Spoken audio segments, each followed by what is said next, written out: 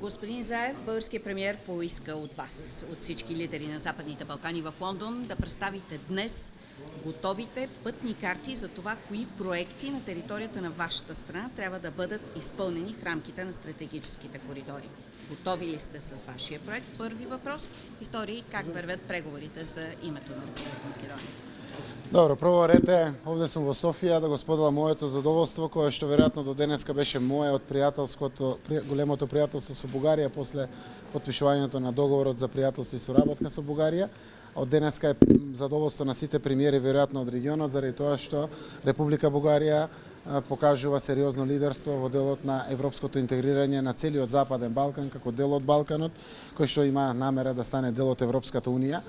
Ваквото посветеност на бугарското управителство овде во Софија, кон целиот овој регион, јас верувам дека граѓаните на сите 6 земји исклучително ќе го почитуваат. Ние премиерите и председателите кои што бевме денеска овде го почитуваме, заради тоа што дел од своето председателство и тоа значителен дел да го посветите кон пријателите, кон соседите е вредно за почит. Знаете дека премиерот Бојко Борисов е практичен човек, сака да разговара за конкретни проекти, пари и слично. Навистина тоа зависи колку е регионот подготвен. Република Македонија е подготвена со проекти. Знаете дека предимствено даваме важност на коридорот 8. Ние го работиме делницата преку финансирање од Европската банка, од Крива Паланка према бугарската граница. Веднаш следуваат 70 милиони евра грант, кои што ги добивме преку самитот во Трст, а веќе сме и договорени со Европската банка за обнова и развој за новата транша која што конечно Скопје железнички ќе го поврзе со Софија и со Црното море буквално. Работиме на аплицирањето и барањето пари за следните проектни документации. Имаме готов проект меѓу Кичево и Лин, која што е локација во Албанија. Таа одсечка која што дефинитивно железнички ќе го поврзе Драч со Тирана, Скопје, Софија и Црното море. И целта е буквално целиот овој регион да го отвориме како пупка, како цвет, за да може да отвориме сериозни перспективи на граѓаните на Бугарија, Македонија, Албанија, а верувам и на Косово, на Србија, на Грција, сите ќе имат бенефит од овој регион. Паралелно сме готови со проектите за оптичката инфраструктура во труповите на самите патни коридори.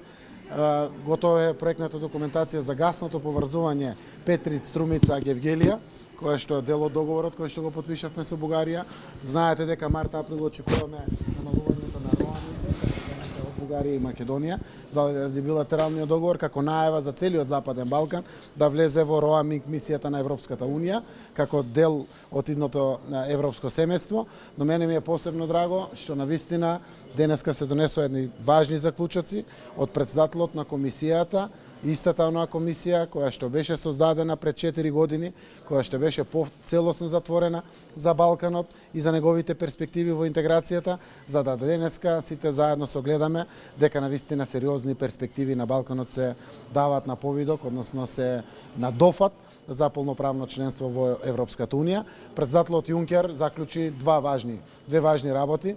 Ке се алоцираат сериозни инвестициски фондови од европските фондови за Балканот. Генерално, заради тоа што тоа е Европа и треба да се подобрат поврзаностите, патните инфраструктури и сето она што представува инфраструктура од делот на конективити агендата.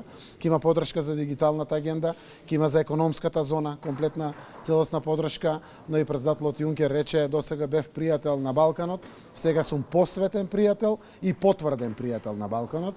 Мене ми е многу драго.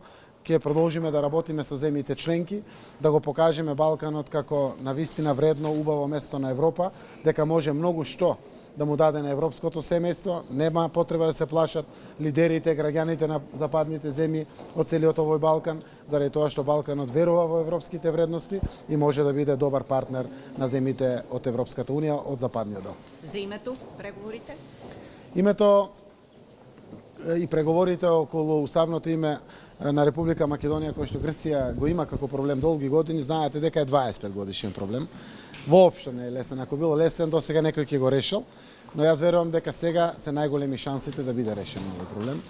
Позитивната посветеност на премиерот Ципрас, на лидерите на опозицијата, на другите политички чинители, со желба да се реши овој проблем, секако со сите чувствителни моменти кои што произлегуваат, ми дават за право да верувам дека можно е да се реши. Јас сум убеден дека можеме на вистина за доброто на граѓаните на Грција, на Македонија, и на Европската унија овој проблем да биде решен. Наша цел е пред самитот на Европската унија во јуни, каде што очекуваме да добиеме датум за преговори, за да отпочнеме со преговори со Европската унија како Република Македонија, проблемот да биде решен. Секако не е на одмет да го решиме и во март месец. Месеците кои што доаѓаат може да не бидат на лошо, нема на добро да влијаат, колку порано, толку подобро. Примерот на решавање со Бугарија, храброста и чекорите кои што се повлекува од администрациите на двете земји, од премиерите и Министерството за надворешни работи е добар пример. И еве после 7-8 месеци од потпишувањето на договорот можеме да заклучиме дека има само придобивки, дека е добро само за граѓаните. Трговијата на вистина зголемена за 12%. Мал милион проекти само сега ви спомнав помеѓу Македонија и Бугарија, кои што се градат, кои што се проектират за во иднина.